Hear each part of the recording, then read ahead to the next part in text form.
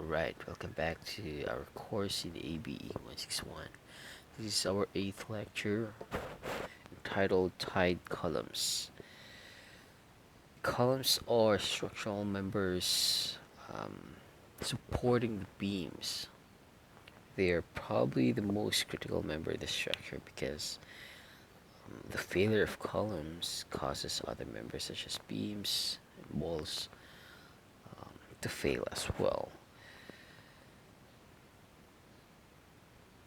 If you recall in our load path topics, or let's say load transfer, now the walls, the load is from the walls are walls and as well as slabs, they're transferred on the beam. Then the beam transfers the loadings to the columns. Okay, and then the columns, they will transfer the loads to the footings. Okay, and the footings will transfer the loads to the soil. Okay, so basically the columns will be the heavily loaded structural member other than the footings. Okay, so that's why the design of columns will be critical. Okay, so now let's discuss the different types of columns and classifications.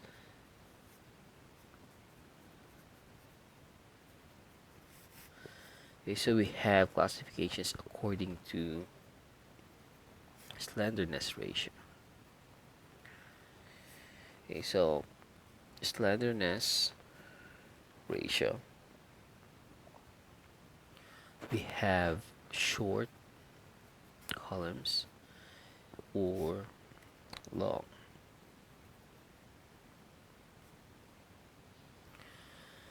Okay, so our equation for this is if okay, so I guess we'll define first what is this slenderness ratio. We have this L, effective or effective length with respect to the major axis and minor axis. Okay, so LE, that's effective length. If there's an X, then it means that that's respect to the uh, major, or the bending will be along the x-axis, and then the other one will be the y-axis. Okay, so for example, this is our resection. Then if the bending would be along the x-axis, that's the major axis, that's the strong axis. But if the bending is along the y, then that's gonna be the minor axis. Okay, so for short columns, we have LEX all over D, where D is the depth with respect to the um, major axis. Okay, if LEX over D is less than 12, then that's how we classify the short columns. And if LEX um, all over, no, not LEX, LEY all over B is less than 12, then that's the long columns. Okay, so D is the depth um, with respect to the major axis, and B is the width of the member. Now there's another one here. If we'll add up the term pedestals. Okay, so pedestals, they're it's not actually included in our lecture handouts, but um, I think they're still related to this one is still related to the short and long columns, because if you have a length which is less than something like I think that's three times the width, then uh, maybe less than or equal to three times the width. Okay, so for example, this is your width, kp, and the length is just less than 3. Okay, so let me put a question mark here, but that's how I remember it. So we can call it, or that's classified as a pedestal, and pedestals of um, pedestals, they can be they can, I think they can be designed that without reinforcements. Okay, so that's why I included it here. But if greater than this, then there's gonna be probably falling in, between these two categories, whether short columns or long columns. Okay, next is according to. Columns can also be classified according to type of reinforcements.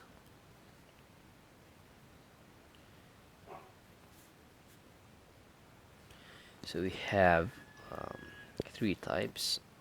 So we have tied columns, spiral columns, then the composite columns.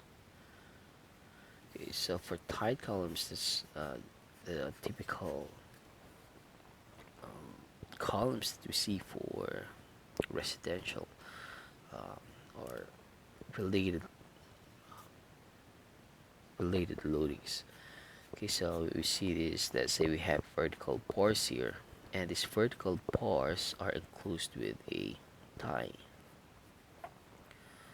Okay, so there are many tie configurations. We'll discuss them in a while. Okay, so these ties, you can say that they're somehow or something like the beam stirrups. Okay, but the difference lies on the way it functions. So recall that stirrups, they're steel reinforcements designed to resist shear and torsion, whereas for tie columns, their main function is just to hold the vertical bars. Okay, so that's the difference. And if we take into account the shear loadings, if there are lateral forces, um, or if we consider lateral forces, then these columns, they're going to be subjected to internal shears. Therefore, I think you have to design this in terms or something like the beam stirrups. Okay, so the next one is the spiral columns. So spiral columns, we will also have these vertical bars. So let's say we have 4 vertical bars, except that the the reinforcements, it's actually spiral reinforcements. Okay, so it's a continuous reinforcements, except um, comparing that to here, the lateral ties, they're individual units, individual ties. But here is a continuous reinforcements. So you'll often find this in piers. Okay, let's say the skyway columns for the skyways. You'll see these. Okay, probably some bridges or bridge supports, you'll be encounter this type of reinforcements. Now for the last one, we have the composite columns. So composite columns, because it's a let's say concrete column, except that it has additional reinforcement using steel shaped materials. Okay, so um, it's not just a covering. I mean, if you consider the strength of this concrete, then um, there's gonna be a composite column. Okay, so strength of concrete plus this strength of steel, something like that. Then there's gonna be composite column. Okay, but in this lecture, we'll only consider this type of column, um, the tie columns. Okay, so now let's discuss the different tie configurations. Okay, so typically we have a minimum of 4 bars here, and we have a tie. Okay, so this is our tie. Now, you'll also see that for some configurations, um, there's gonna be additional something like additional bars here. Okay, so the point here is, let's say we have a bigger column. So again, we'll draw these vertical bars. Then we have this lateral tie. Now, the point here is, let's take a look at the distance between the bar. So the clear distance. So let's just say this is spacing. So let's say S. Now, if this spacing is less than 6 inches or less than 150 mm, then this is how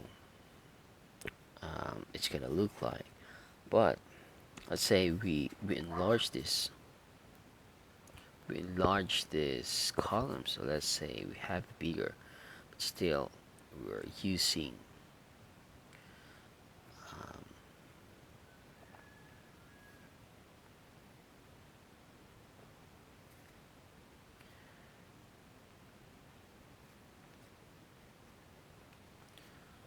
let's say we have this.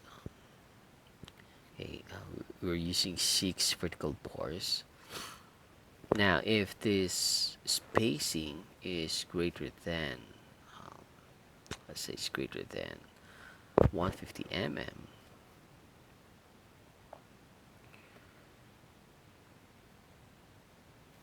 so we have to make additional something like this. So additional bars here. That would be true if, for example, the spacing here is greater than 150 mm, then there's gonna be additional bars here.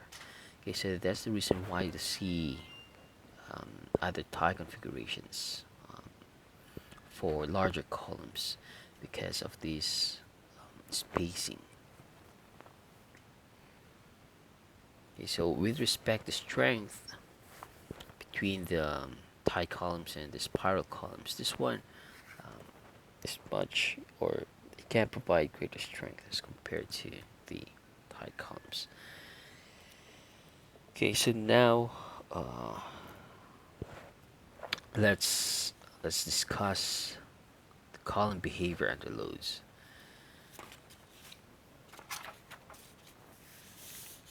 Okay, so for columns,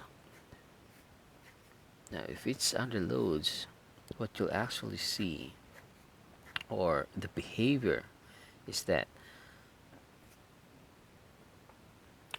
okay, so let's say we apply an actual loads.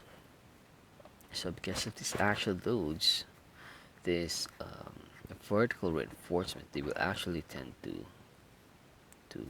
buckle. Okay, so that's the reason why we have to provide this lateral ties to prevent, or to hold these vertical bars, to prevent these bars from buckling. Now, because once this buckles, then of course the concrete here, the concrete on the side will start to spill off. Okay, so the concrete here will begin to spell up. Let's say it will cracks and then it will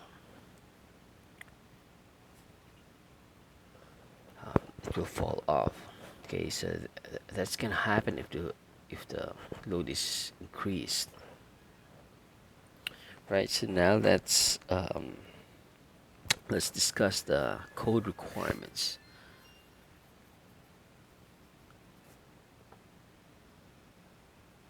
Okay, code requirements.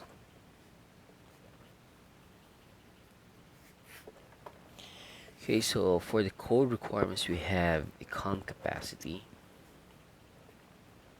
And the con capacity is given by this equation: P sub n is equal to alpha, then 0.85 Fc prime Eg minus A St plus Fy times AST.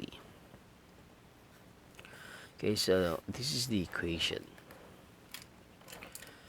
Now P sub n, this is what we call as the nominal capacity. Okay, so that's actual capacity, nominal capacity. Okay, so this one, this is a factor accounting for accidental eccentricity. Okay, and this Fc prime is the compressive strength of concrete. This Eg is the gross area of concrete. And this one, AST, so area of steel. So this is area of steel. Okay, so this is also area of steel, and the Fy is the yield strength of steel. Okay, so what this says is that the capacity of the column is basically the sum of the capacity of, okay, so this one here, so this is capacity of concrete and the capacity of steel.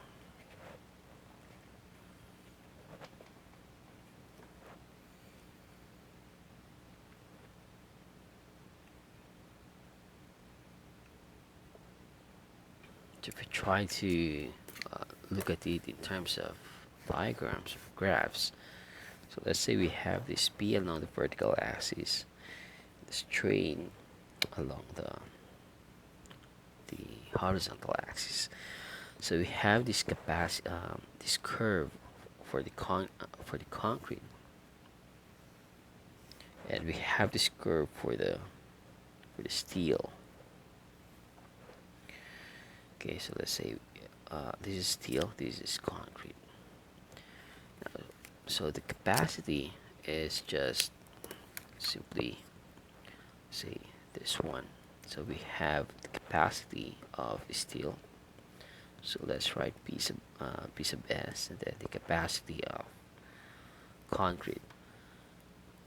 Okay, so that's gonna be our nominal capacity. Of course, we have to take into account the factor accounted for accidental eccentricity. Okay, so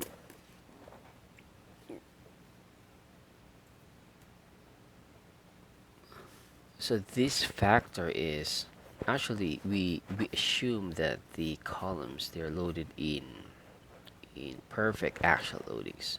Okay, so meaning that the loadings acts along the centroid, but in some cases there can be that instead of this load acting along the centroidal axis, it is off it is off at some distance, right? So let's say this This is the loadings. So you have some eccentricity here. Now, if there's gonna be eccentricity, then means that you're gonna have some moments, okay? Because you have this force, and then times this eccentric distance. Okay, so you can have some um, bending moments. But if this eccentricity, or let's say the bending moments, becomes significant or becomes large, then the analysis would be different. Now, for us here in this course, we'll just limit the discussion to these purely axial loadings. Okay, so for tide columns, okay, so let's write here for tide columns, this alpha, alpha is equal to 0.8. Okay, so now let's talk about other um, code provisions. Okay, so furthermore, the code specifies that the percentage of area of reinforcing steel, AS, okay, AST, must be 1 to 8% only. Okay, 1 to 8% of the concrete area. Concrete area, AG. Okay, so for example, this is our concrete area, and this is our steel. Okay, so let's say this is our AG. Okay, this shaded area, we say gross area. So meaning um, we have not subtracted yet the area provided by um, this steel reinforcements. Now, so this is AG, the gross area. Then this one would be the area of steel. So the code says that for for the steel area, it must be 1 to 8%. So it means that if you have 8% is maximum, then meaning that you have larger larger steel area. So larger steel area, if you go beyond that, then probably the problem will be the congestions of steel bars, and the aggregates from the concrete mix may not be able to flow properly, or um, can produce some voids or something. Okay, so that's the reason why we only have this 1 to 8%. Okay, what else? We have a minimum of 4 bars. So the minimum number of bars is 4. Okay, so that's for rectangular or circular ties. Okay, so that's it. And then the minimum tie size.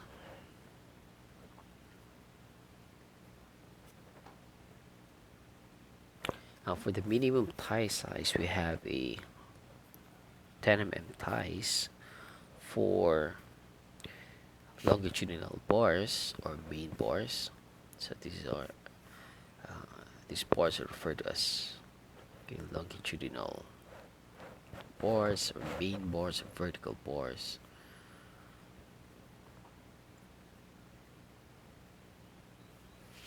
So 10 mm if these vertical bars are 32 mm diameter or smaller. Okay, for 32 mm less than or equal to 32 mm bar diameter, then this is the minimum 10 mm. But for 36, 42, and 58 and bundled longitudinal bars, we have 12 mm as minimum. Okay, so now let's talk about the maximum spacing. So again, the maximum spacing must be 6 inches, or if you convert that, that's going to be 150 mm. Okay, so regarding the maximum tie spacing, if we try to view this along the elevation view. So let's say this is our bar, our vertical bars, and this is our ties. Now what's gonna be the maximum spacing here? Okay, so max. Now for the maximum spacing, we have the three conditions. We have either 16 times the longitudinal bar diameter, or 48 times the tie bar diameter, and we have the least lateral dimensions. Okay, so that's gonna be minimum of this 3. So S max for tie bar is equal to minimum of either 16 times longitudinal bar. So meaning if this bar is 16 mm, then 16 times 16 mm. If your tie bar is 10 mm, then you can also check 48 times 10. Then the least lateral dimensions. So least lateral dimensions is for a rectangular columns. So meaning that the column will have long side and the short side. So that would refer to the short side. Okay, what else? Guess we also forget the um, we forget to discuss the reduction factor. Okay, so for the reduction factor, of course, the criteria would be that the factored load must be greater than or equal to our factored resistance, or refers to the capacity. So phi times P sub n must be greater than to the factored loads. Okay, and this reduction factor is automatically 0.65. Okay, so the analysis of these columns, they're actually straightforward, because once you have the geometry, then you can just simply apply the equations for the capacity. Then you can solve for the capacity. Okay, so let's do one example here. So supposedly we have a 300 by 300 mm columns, and we have, let's say, 6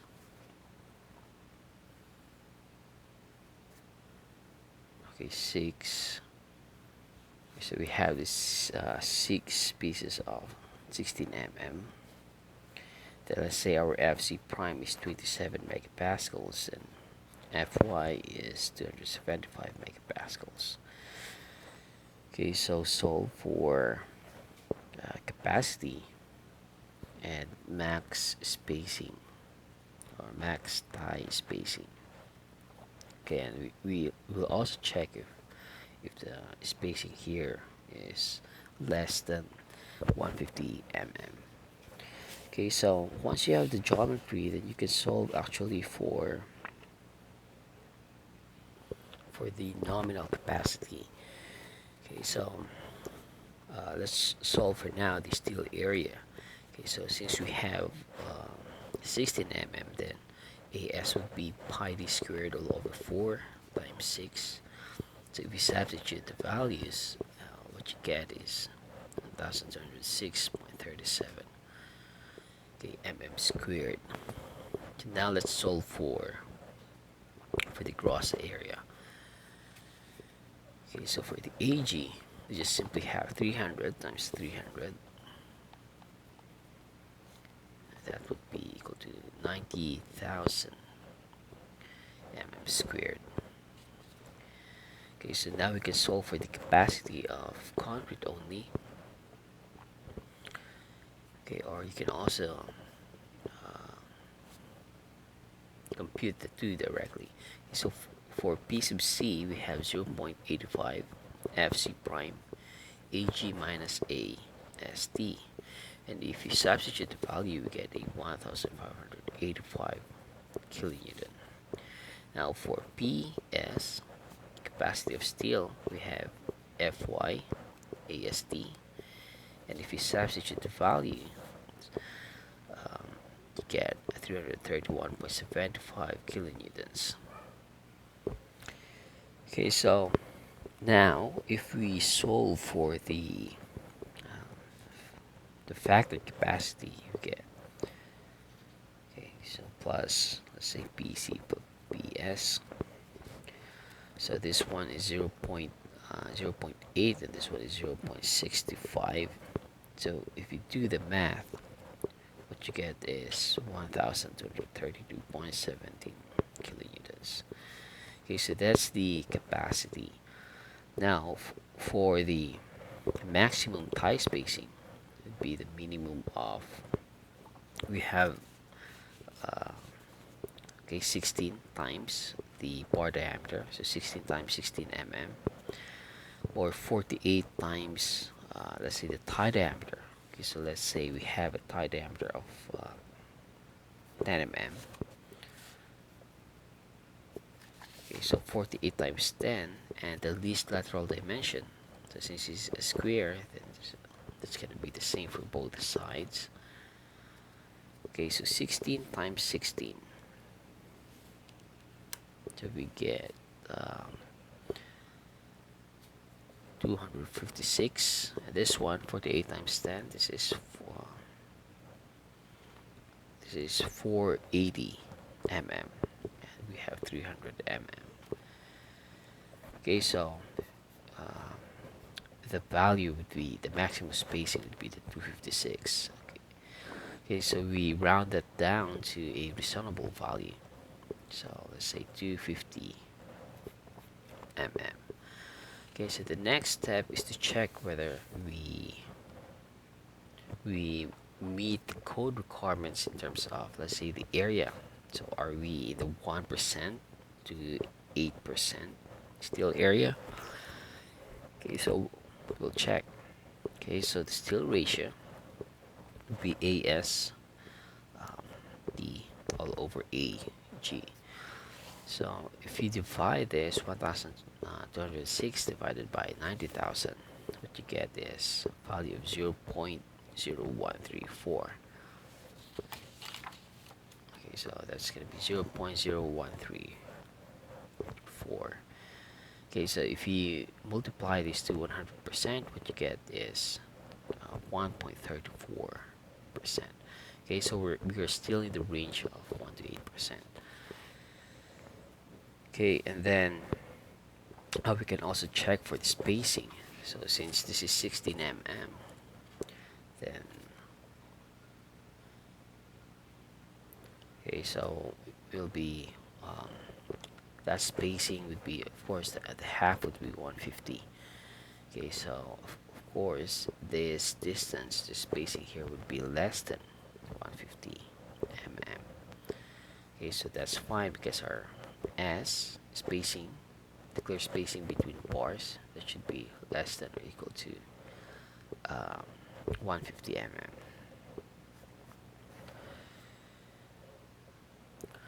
Alright, so I guess that's all we have for the tied columns.